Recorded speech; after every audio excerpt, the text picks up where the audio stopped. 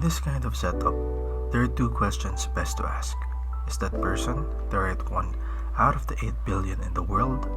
Or are they just one in the 8 billion people in the world?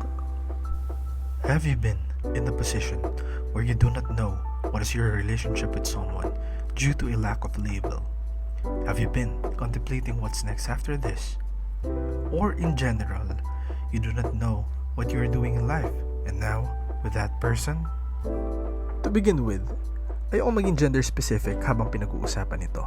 Hindi lang siya nag-apply sa lalaki, sa babae, o sa mga non-binary people. To raise some points, however, according to Sociologist Professor Ellen Lamont, there is a shift in paradigm in traditional dating in terms of working women who does not want to conform to the traditional courtship. Ibig sabihin ba nun, makaka-apekto ito, yung notion na yun, sa setup na walang label o situationships?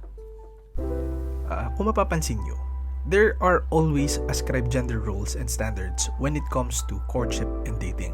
Halimbawa, the male is the one that would initiate the date with a girl and things like that. Why do I need to mention this?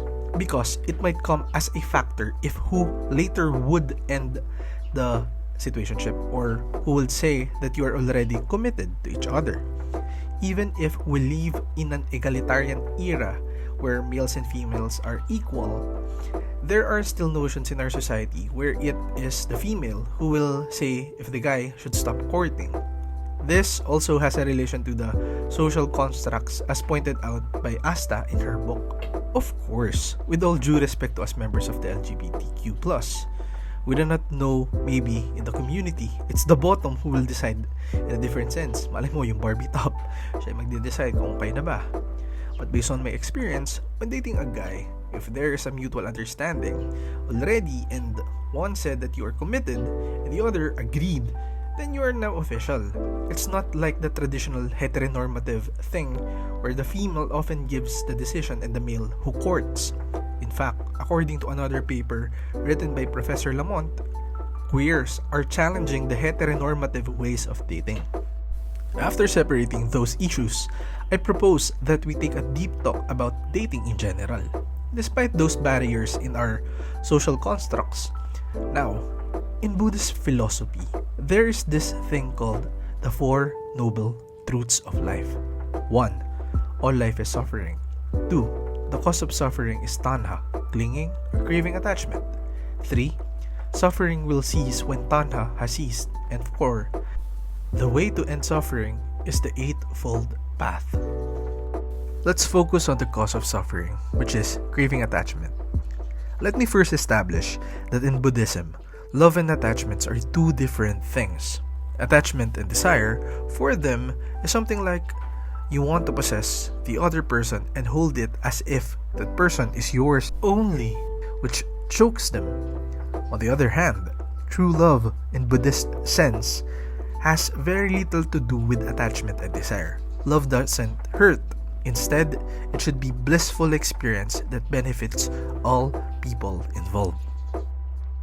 May distinction sa konsepto ng love at attachment para sa mga Buddhist kasi ang attachment, dun ka lamang makaka-experience ng sakit, hindi gaya sa true love. Imagine this, when you are holding a delicate object that when it breaks, it can hurt you and you possess it tightly. It is called attachment and desire. On the other hand, when you simply let it flow and gently hold it in your hand, you will neither have the object break, then that is love. But why does all of these matter in our discussion regarding situationships or no-label feelings? Let's first define what is situationship. This is undetermined attachment between two or more people, with all due respect to those with an open relationship setup that does not have a label or commitment. This is different from mutual understanding, because unlike in an MU, there is a clarity on where the relationship or courtship in that stage will go. In situationships, technically, you are still in the getting to know stage, or maybe you have come deeper, but there is no defined line on where you will go or whether you should be exclusive. Now, let's go back to the concept of love and attachment in Buddhism. Paano nga ba natin mai-apply ito sa setup na ganito? itong philosophy na ito para mas magkameron tayo ng clarity kung ano nga bang dapat natin gawin. If you will think of it, what are you even doing? Ano pang hinihintay nyo? Why are you still waiting for the unclear setup that there is no certainty on where it will lead? Ladies, gentlemen, and non-binary people, at this point, I will again ask you the question I asked in the first part of this video. Is that person the one out of the 8 billion people in the world, or that person is just one in the 8 billion people in the world? You know that you have plenty of choices dun sa second part because of the current world's population, and to note that it is still growing. You do not know whether they are the ones for you or some other person, or maybe you are a nihilist and do not believe in such fantasy and nothing actually matters in the end. Maybe you are destined to be alone on this planet. We do not know, for there are many possibilities. Pero syempre, kailangan natin ng contradicting view. If you will ask me, in relation to the first one, which is an adoption of the exupery from The Little Prince, where he said there, as I paraphrase it, that there are many roses in the universe, but you are not like my rose. It is symbolic. It is beautiful. Now, I will return the question back to you. After seeing the two sides of the coin, the contradicting views, the background information regarding it, with regards to, of course, the social construct, do you want to stay in that setup and hope for nothingness? Or maybe, it's just a booty call that you do not want to invest any feelings at all. May pang philosophy pa ako dito na nalalaman.